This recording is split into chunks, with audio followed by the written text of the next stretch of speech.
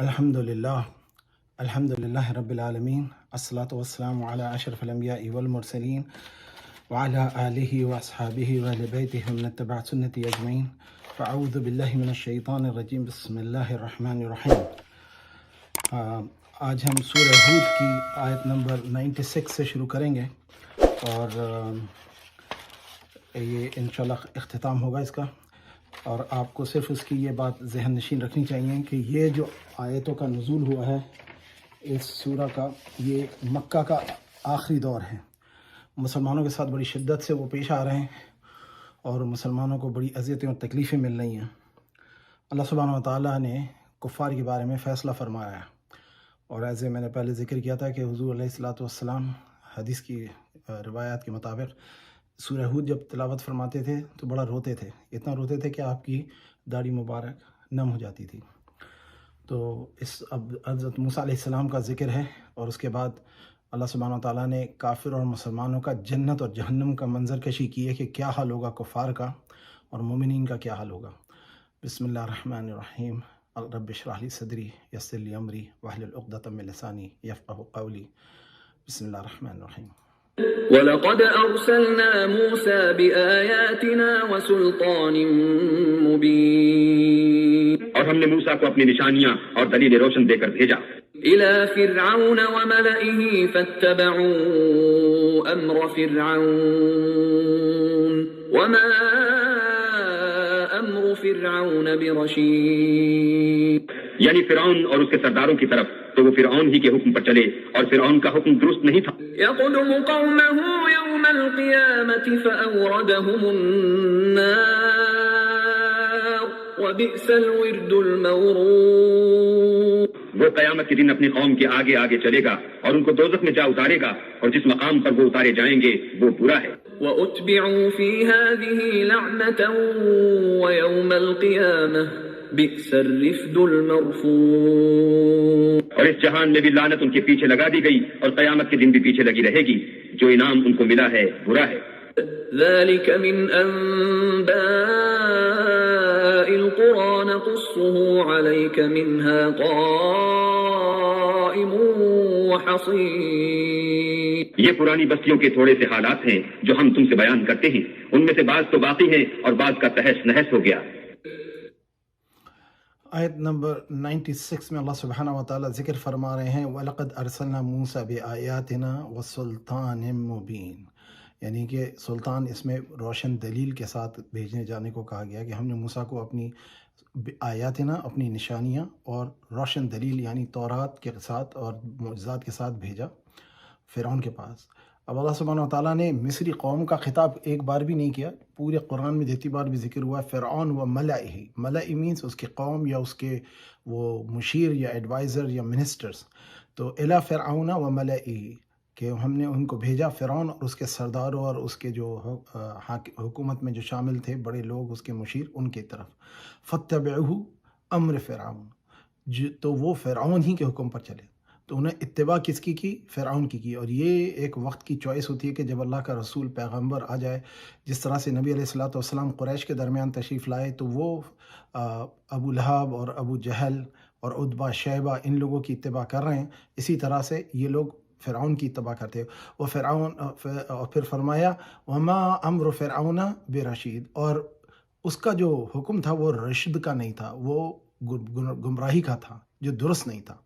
رشید جیسے کہتے ہیں نا خلفۂ راشدین، راشد یعنی جو کہ صحیح راست پر ہو، تو یہ اسی لفظ کے اس میں استعمال ہوا ہے۔ اللہ سبحانہ و تعالیٰ نے یقدم قومہ یوم القیامہ، تو وہ قیامت کے دن اپنی قوم کے آگے چلے گا، کیونکہ آپ کو پتہ یہ بات ہم پہلے بھی ذکر کر چکے ہیں کہ قومیں جو تھیں اللہ تعالیٰ نے قرآن میں بھی فرمایا، اور آج بھی ہم دیکھتے ہیں پچھلے 100 سال پہلے تک کے قومیں جو تھیں وہ اپنے بادشاہوں کے دین پہ ہوتی تھی۔ وہ جو کہہ دیتے تھے، وہ اگر کسی کو بت کو خدا بنا لیتے تو اس کی پوجا کرتے، وہ کسی بندے کو بنا لیتے تو اس کی پوجا کرتے۔ اور آج بھی آپ جانتے ہیں کہ جاپان میں ایمپرر کو گاڈ مانا جاتا ہے اور اس کی ورشپ کی جاتی ہے بیسیکلی ایز اے ڈیوائن، جبکہ پتہ ہے کہ خدا کا وجود ایسا ہوتا ہے جس کی پیدائش نہیں ہوتی، جس کو موت نہیں ہے، جو کھاتا نہیں ہے، جو سوتا نہیں ہے، جو تھکتا نہیں ہے، جس کو تخلیق نہیں کیا گیا، جبکہ یہ سب جو ہیں یہ پیدا کیے گئے ہیں اتنا سمجھتے ہوئے۔ اب دیکھیں جاپنیز قوم کتنی سمجھدار اور کتنی ڈسپلن ہے، لیکن وہ بادشاہ کو خدا ہی مانتی ہے، اور یہ بھی موجودہ دور کی بات ہے۔ اسی طرح آپ جانتے ہیں کہ ہٹلر کے بارے میں یا دوسرے انگریزوں کے بارے میں یا دوسرے آج کل کے جو ہندوستان میں آپ دیکھ رہے ہیں کہ مودی ہے ان کا لیڈر، اس نے کیا انسانیت کے ساتھ ظلم و بربریت مچائی ہوئی اور ساری قوم اس کے پیچھے چل رہی ہے۔ تو یہ اس اپنی قوم کے آگے چلیں گے اور وہ ان کو دوزخ میں جا اتاریں گے، اور جس مقام پر وہ اتر جائیں گے وہ برا ہی ہے، یعنی جہنم کا ذکر ہو رہا ہے کہ یہ جہنم میں پہنچائے جائیں گے، یا پھر جنتیوں کا ذکر ہوگا، اور پھر اس کے بعد بتایا وَاتَّبِعُوا فِي هَٰذِهِ لَعْنَةٌ وَيَوْمَ الْقِيَامَةِ، اور اس جہاں میں بھی لعنت ان پر اور ان کے پیچھے لگا دی گئی ہے، اور قیامت کے دن بھی ان کے ساتھ لگی رہے گی۔ ایک بڑی عجیب سی بات ہے، دیکھیے قرآن کے الفاظ کو سمجھیں کہ لعنت ان کے پیچھے وہاں نہیں لگے گی، صرف یہاں سے ہی لگ چکی ہے۔ اور جب اللہ سبحانہ تعالیٰ اپنا نبی اور پیغمبر کسی قوم میں بھیجتے ہیں اور ان کو ہدایت کی دعوت دی جاتی ہے اور وہ اس کو چھوڑ دیتے ہیں، اور پھر لوگ جو اس گناہ گار لیڈر کے پیچھے چلتے ہیں جو اللہ کا کہہ لیں کہ نافرمان اور منکر ہوتا ہے، پھر وہ سب اسی کے ساتھ اٹھائے جائیں گے اور قیامت کے دن اس کے پیچھے لگے رہیں گے، اور جو نام ان کو ملا وہ برا ہے۔ یعنی ان کو اپنی اس کوشش کا، یعنی کہ اللہ تعالیٰ پہ ایمان نہ لانے کا، انبیاء علیہم السلام کا اور رسولوں کے اوپر ایمان نہ لانے کا، جس کا واقعہ شیطان سے شروع ہوتا ہے، ابلیس سے، اور یہ آج بھی جاری ہے کہ لوگ جو ہیں اپنے طاقتور لوگوں کی ان کی حمایت کے لیے، ان سے مالی معاونت کے لیے یا ان کی سپورٹ کے لیے باطل کا ساتھ دے دیتے ہیں، جبکہ حق کے لیے آزمائش آتی ہے۔ جیسے امام حسین علیہ السلام کھڑے رہے حق کے خلاف، حق کے ساتھ اور باطل کے خلاف کھڑے رہے، اور آپ نے اپنے پورے گھر والوں کو ذبح کروا دیا۔ اللہ سبحانہ تعالیٰ ان کے درجات بلند پر فرمائے۔ اور اللہ سبحانہ تعالیٰ یہ بتا رہے ہیں کہ اے قریش اور انسانیت آنے والی، ان کے لیے یہ ہے کہ یہ پرانی بستیوں کے تھوڑے سے حالات ہیں، پورے بھی حالات نہیں ہیں، تھوڑے سے حالات ہیں جو تم کو بیان کرتے ہیں۔ منہا قائم و حسید، ان میں کچھ تو بچ گئے ہیں، قائم ہے، اور کچھ حسید، یعنی کہتے ہیں نا مٹی اور برادہ بن گئے ہیں، یعنی وہ بالکل ختم ہو گئے ہیں، اب ان کی کوئی نشانیاں نہیں بچی ہیں۔ آپ کو دکھتی ہے آرکیولوجیکل سائنس میں آپ نے دیکھا ہے کہ ریسرچ ہوتی ہے تو پتہ لگتا ہے فلاں سویلائزیشن کبھی ایگزسٹ ہوئی تھی، لیکن اس کے بارے میں کچھ نہیں بچا، ان کی بنیادوں کے بارے میں کچھ نہیں پتہ۔ ایک زمانے میں آباد ہوں گے وہاں پہ، لیکن اب جیسے موہنجو داڑو ہے، ہڑپا ہے جو کہ پاکستان کے علاقے میں آتا ہے، یہ بڑی پری ہسٹورک اینشنٹ سویلائزیشن ہے۔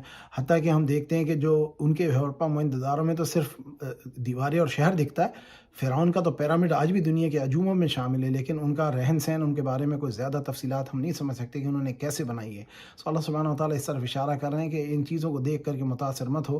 اللہ کا نبی جو ہے نا وہ ایک ڈنڈا لے کر کے آتا ہے، اور وہ ڈنڈے سے پانی بھی توڑ دیتا ہے، اور وہ ڈنڈے سے پانی بھی جوڑ دیتا ہے، اور ڈنڈے سے پانی نکال بھی دیتا ہے، اور وہ کھڑے کھڑے جناب دنیا کو تبدیل کر دیتا ہے۔ یہ ایک نبی ہے جس کی انگلی سے اشارہ پڑتا ہے تو چاند کے 2 ٹکڑے بھی ہو جاتے ہیں، سورج بھی پلٹ آتا ہے، اور درخت بھی بول پڑتے ہیں، اور جانور بھی باتیں کرنے لگتے ہیں، اور درخت چلنے پھرنے لگتے ہیں، اور وہ اللہ کے نبی کا آ کے کلمہ پڑھ دیتے ہیں۔ مردہ گو جو ہاتھ میں نبی کی ہو وہ زندہ ہو جاتی ہے اور کلمہ پڑھ کے اللہ تعالیٰ کے نبی کی رسالت کی شہادت گواہی دے دیتی ہے۔ رات کو لگائے ہوئے درخت جو کہ کھجورے کے بیج، جن کو کہ ایک یہودی نے حضور سے کہا کہ شرط لی کہ آپ جو ہیں اس کو ایک رات میں اگا دیں تو میں ایمان لے آؤں گا، اور پھر اس نے وہ بیج بھی جو حضور نے لگایا وہ اکھاڑ لیا، تو حضور صلی اللہ علیہ وسلم کی معجزے میں اگلے دن ہی وہاں پہ درخت تھا، اور درخت میں جو کھجور آئی اس میں بھی بیج بھی نہیں تھا۔ تو پوچھا کہ اس کا بیج کہاں ہے، تو حضور نے فرمایا یہ تو رات کو لے گیا تھا۔ تو اس طرح کے معاملات اور معجزات کر کے دکھائے گئے، لیکن ایمان لانے والے جو ہے نا وہ اللہ کے رسول پر ایمان لے آتے ہیں، کیونکہ اللہ تعالیٰ ان کے دلوں کو ہدایت عطا فرماتا ہے، اور بندے کو ہدایت فرماتا ہے جس کا دل دین کی طرف راغب ہو۔ اچھا، اس بات کو سمجھنے کے بعد اللہ سبحانہ و تعالیٰ اگلی آیت میں ایک بات کی بڑی وضاحت فرما رہے ہیں کہ اللہ تعالیٰ کسی پہ ظلم نہیں فرماتے ہیں، ظلم بندہ اپنے پہ خود کرواتا ہے۔ اور اس آیت کو سنیں اور اس کو سمجھیں، اور انشاءاللہ اللہ سبحانہ و تعالیٰ ہمارے دلوں کو اور ہمارے عمل کو بہتر فرمائے۔ بسم اللہ الرحمن الرحیم۔ وما ظلمناهم ولكن ظلموا أنفسهم فما أغنت عنهم آلهتهم التي يدعون من دون الله من شيء لما جاء أمر ربك وما زادوهم غير تتبيب۔ اور ہم نے ان لوگوں پر ظلم نہیں کیا بلکہ انہوں نے خود اپنے اوپر ظلم کیا. غرض جب تمہارے پروردگار کا حکم آ پہنچا تو جن معبودوں کو وہ اللہ کے سوا پکارا کرتے تھے وہ ان کے کچھ بھی کام نہ آئے اور تباہ کرنے کے سوا ان کے حق میں اور کچھ نہ کر سکے. وَكَذَلِكَ أَخْذُ رَبِّكَ إِذَا أَخَذَ الْقُرَى وَهِيَ ظَالِمَةٌ إِنَّ أَخْذَهُ أَلِيمٌ شَدِيدٌ. اور تمہارا پروردگار جب نافرمان بستیوں کو پکڑا کرتا ہے تو اس کی پکڑ اسی طرح کی ہوتی ہے. بے شک اس کی پکڑ دکھ دینے والی اور سخت ہے. إن في ذلك لآية لمن خاف عذاب الآخرة ذلك يوم مجموع له الناس وذلك يوم مشهود. ان قصوں میں اس شخص کے لیے جو عذاب آخرت سے ڈرے عبرت ہے. یہ وہ دن ہوگا جس میں سب اکٹھے کیے جائیں گے اور یہی وہ دن ہوگا جس میں سب اللہ کے روبرو حاضر کیے جائیں گے. اب ان 3 آیتوں میں اللہ سبحانہ و تعالیٰ نے پھر فردر وضاحت فرما دی کہ اللہ تعالیٰ کسی پہ ظلم نہیں کرتا ہے بلکہ ان پچھلی قوموں کو جن کو برباد کر دیا گیا جن کے آثار قدیمہ ملتے ہیں جو کہ کچھ قائم ہیں اور کچھ ضائع ہیں. آپ غور کریں تو دیکھیں فرعون کا کتنا شاندار اس نے بنایا ہے احرام مصر. لیکن آپ دیکھیے کہ اللہ سبحانہ و تعالیٰ نے اس کی قوم کو ختم کر دیا اور آج ان کا کوئی نام و نشان نہیں رہا سوائے اس کے کہ ان کا نام رہ گیا ہے اور ان کے آثار رہ گئے ہیں لیکن ان کی کوئی تہذیب نہیں رہی. اللہ سبحانہ و تعالیٰ اسی طرح سے فرما رہے ہیں کہ انہوں نے نبی کے ساتھ گستاخی کی. ابلیس نے نبی کی گستاخی کی اور ان کے بعد نوح علیہ السلام کی قوم نے اور حضرت ہود علیہ السلام کی قوم نے جو عاد تھی اور سمود جو کہ حضرت صالح علیہ السلام کی قوم تھے. اور اسی طرح سے حضرت عیسیٰ علیہ السلام کے خلاف جب بنی اسرائیل کے ربانیوں نے دیکھیے ربیوں کا اور یہ علماء کا تعلق یہ تھا کہ ان کا ایمان تھا اللہ پہ لیکن جب نبی آ جاتا ہے تو نبی پہ ایمان لانا ضروری ہے. ایک بندہ ساری زندگی کلمہ پڑھتا ہے لا الہ الا اللہ لا الہ الا اللہ اللہ تعالیٰ کو قبول نہیں ہے جب تک کہ محمد رسول اللہ نہ کہے. اور جب ہمارے نبی علیہ السلام کا تو مقام ہی اپنا ہے. آپ جب تشریف لائے تو تمام انبیاء جو ہیں آپ کی امت ہوتے ہیں کیونکہ آپ نے امامت کی مسجد اقصی میں تمام انبیاء علیہم السلام کی اور اللہ تعالیٰ نے قرآن میں ان سے وہ عہد عالم ارواح میں لے لیا تھا کہ جب یہ آئیں گے ہمارے رسول تو تم نے اپنی نبوت رسالہ چھوڑ دینی ہے اور ان کی اتباع کرنی ہے. اس میں ایک حدیث بھی حضور علیہ السلام نے فرمایا لو کان موسیٰ حی لا وسع الا اتباعی کہ اگر موسیٰ علیہ السلام حیات بھی ہوتے تو ان کے پاس اور کچھ اتباع کے علاوہ میری کوئی راستہ نہیں تھا. اب عیسیٰ علیہ السلام بھی تشریف لائیں گے تو وہ پھر حضور کی امت میں ہی ہوں گے کیونکہ حضرت موسیٰ نے خواہش ظاہر کی تھی کہ یا اللہ یہ امت محمد مجھے دے دے. جب اللہ تعالیٰ نے تمام امتوں کو ان کو دکھایا تو اللہ نے فرمایا یہ امت تو میں نے محمد کے لیے کر دی ہے خاص یہ تم کو نہیں مل سکتی. تو پھر آپ نے فرمایا یا اللہ مجھے ان کا امتی بنا دے. لیکن ان کی یہ دعا کو اللہ سبحانہ تعالیٰ نے معراج میں حضور کی ملاقات میں اور امت کے لیے فیض کا ذریعہ بنایا کہ 50 سے 5 نمازیں ہو گئیں. اور پھر حضرت عیسیٰ علیہ السلام کو بھی یہی معاملہ ہوا تھا کہ آپ نے خواہش ظاہر کی کہ یا اللہ مجھے یہ امت دے دے جو نبی علیہ السلام کی امت ہے. آپ غور فرمائیں کہ حضرت عیسیٰ علیہ السلام کی یہ دعا کہ اللہ مجھے اس امت کا حصہ بنا دے تو اللہ تعالیٰ نے ان کو زندہ جو رکھا ہوا ہے چوتھے آسمان پر جب ان کا نزول ہوگا تو نبی علیہ السلام کی امت میں ہی شامل ہو کر آئیں گے اور انہی کا کلمہ پڑھ کے اپنا کام چھوڑ کے ان کی اتباع کریں گے ان کی نصرت کریں گے ان کی مدد کریں گے اور ان کے قرآن کو اپنی کتاب سمجھ کر کے آگے پڑھیں گے. جبکہ ان پہ جو نازل کی گئی کتاب جو تھی وہ تورات تھی انجیل تھی جس کو کہا جاتا ہے عہد نامہ جدید اردو میں تو وہ ان کے پاس ہوگا لیکن اب وہ آبسلیٹ ہو گئی ہے. صرف قرآن ہی رہ گئی اللہ کی کتاب جس کو کہ پڑھا جائے. پچھلی کتابوں پہ ایمان ہے ان میں جو باتیں قرآن میں ہیں ہم ان کو مانتے ہیں جو قرآن سے اختلاف کرتی ہیں ہم ان کو بالکل رد کر دیتے ہیں. اس کے بعد اللہ سبحانہ تعالیٰ فرماتے ہیں ان فی ذلک لآیات لمن خاف عذاب الآخرہ. اب یہ دیکھیے قریش اور کفار کے لیے تو یہ ہے ہی ہے تنبیہ لیکن مسلمانوں کے لیے بھی ہے کہ کئی مسلمان جو کہتے ہیں مسلمان ہیں اللہ پہ ایمان رکھتے ہیں لیکن ان کے اعمال ویسے نہیں ہیں. ذالک یوم مجموع لہ الناس وذالک یوم مشہود. تو اسی دن اللہ سبحانہ تعالیٰ مجمع کریں گے لوگوں کو جمع کریں گے تمام انسانوں کو. وذالک یوم مشہود یہ دن ہے حاضری کا مشہود جو سامنے اللہ کے حاضر کیا جائے گا اور اس کا سب سے بڑا عذاب یہ ہوگا کہ اللہ سبحانہ تعالیٰ اس کو اپنا چہرہ اپنا نور نہیں دکھائیں گے اور اس کی سب سے بڑی اذیت یہ ہوگی اور مومن کی سب سے بڑی نعمت یہ ہوگی اللہ سبحانہ تعالیٰ اپنا دیدار فرمائیں گے. وما نؤخر الا لاجل معدود وما نؤخره الا لاجل معدود اور ہم اس کے لانے میں ایک وقت معین تک تاخیر کر رہے ہیں. یوم یأتی لا تکلم تكلم نفس إلا بإذنه فمنهم شقي وسعيد. جس روز وہ آ جائے گا تو کوئی متنفس اللہ کے حکم کے بغیر بول بھی نہیں سکے گا، پھر ان میں سے کچھ بدبخت ہوں گے اور کچھ نیک بخت. فأما الذين شقوا ففي النار لهم فيها زفير وشهيق.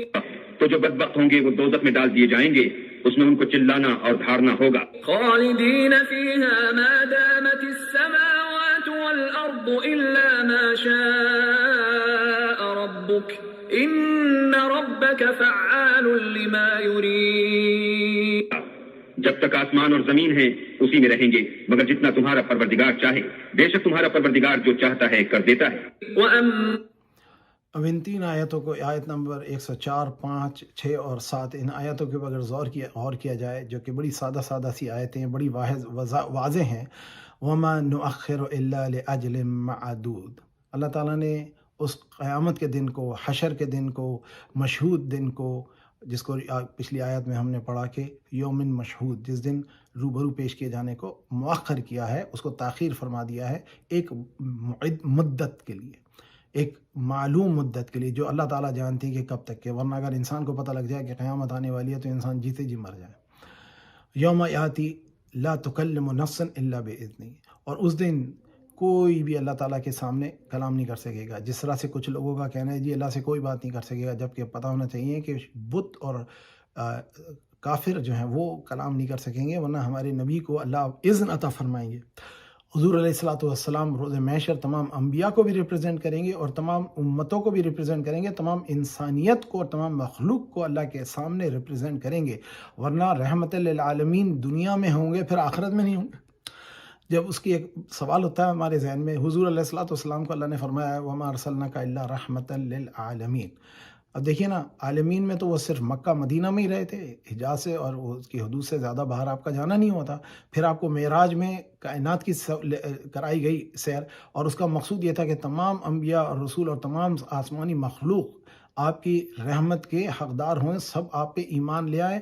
تمام انبیاءوں کو دوبارہ سے اللہ تعالیٰ نے زندگیاں دی، کیونکہ وہ زندہ اپنی قبروں میں ہیں. ان کو دوبارہ لایا گیا، ان کو مسجد اقصیٰ میں جمع فرمایا گیا، اور پھر اس کے بعد حضور علیہ الصلاۃ والسلام کے اوپر ان سب نے ایمان لا کر کے اپنا وعدہ مکمل کیا. عالم ارواح کا مرنے کے بعد صرف ایک ہی حضرت عیسیٰ حیات تھے اور حضور علیہ الصلاۃ والسلام خود تھے. اب غور کریں کہ مردہ انبیاء کے درمیان ایک زندہ نبی کھڑا ہوا ہے، اور ایک زندہ نبی آسمان سے، چوتھے آسمان سے لایا گیا ہے. یہ ہمارا ایمان ہے. اس میں لوگ کہتے ہیں جی وہ خواب تھا، تو خواب کی دلیل ہوتی ہے، دلیل لے کر آ جاؤ، اور حضور کی حیات میں کوئی ایسی دلیل نہیں ملتی. تو اس لیے اس بات کو ذرا خیال رکھنا چاہیے کہ انبیاء کا معاملہ، رسولوں کا معاملہ، اولیاء اللہ کا معاملہ ہم سے مختلف ہوتا ہے.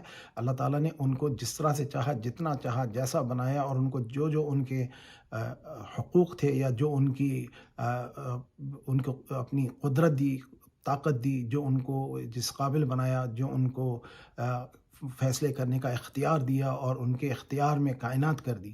اب قرآن میں ہے نا کہ حضرت سلیمان جو تھے ان کی ملکیت میں پرندے بھی تھے، چرندے بھی تھے، ہوا بھی تھی، جنات بھی تھے. تو جب ان کے تھے، ہمارے نبی کے کیوں نہیں ہیں؟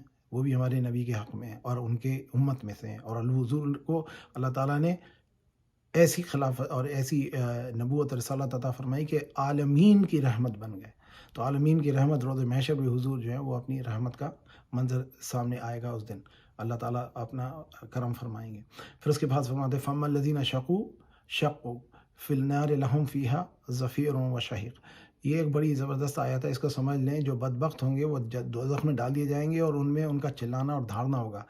جہنم اور جنت کا فرق یہ ہے کہ جہنم میں کئی لوگ ہوں گے، جیسے فرمایا کہ منافق جو ہے وہ 8ویں اور سب سے بدترین جنت ہے، اور اس کے جہنم ہے، اس کے ادنا سب سے نچلے درجے میں ہوگا، اور اس میں وہ پھنسا رہے گا، اور کیونکہ اس کا ایمان میں شک تھا.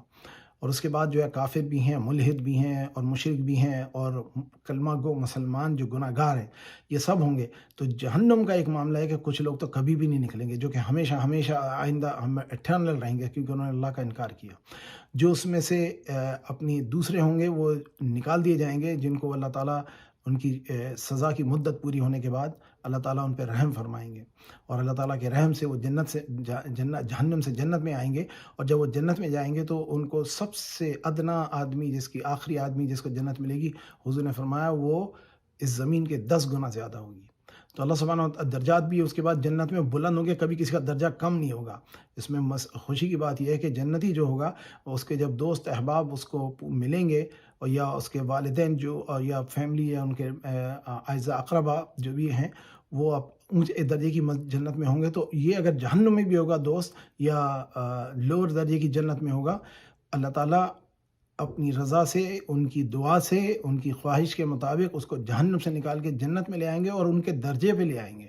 والدین اگر پوچھیں گے کہ یا اللہ ہمارے بچے نظر نہیں آ رہے ہیں، تو اللہ تعالیٰ فرشتوں کو حکم دے گے کہ ان کے بچوں کو اس اعلیٰ درجے پہ لے آؤ، اور ان کے درجات اور بلند کر دیے جائیں گے. تو اس طرح سے سب کو محبت ہوگی، لیکن جنتی کبھی کم نہیں ہوگا، جنتی کبھی اتارا نہیں جائے گا. جنت میں آنے والا اپنی جگہ پہ رہے گا یا درجہ بڑھے گا ہی، کم کبھی نہیں ہوگا. لیکن جہنم کا درجہ جو ہے وہ کم ہو سکتا ہے. اللہ تعالیٰ توبہ استغفار قبول کریں گے، حضور شفاعت کبریٰ فرمائیں گے، حضور شفاعت فرمائیں گے امتیوں کی اور گناہ گاروں کی اور تمام انسانیت کے لیے، اور اللہ سبحانہ و تعالیٰ حضور کی امت کے سب لوگوں کو جہنم سے نکال لیں گے. تو یہ اللہ سبحانہ و تعالیٰ کا وعدہ ہے. اب اگلی آیت کو سنتے ہیں، 108 آیت کو اللہ سبحانہ و تعالیٰ کیا فرماتے ہیں.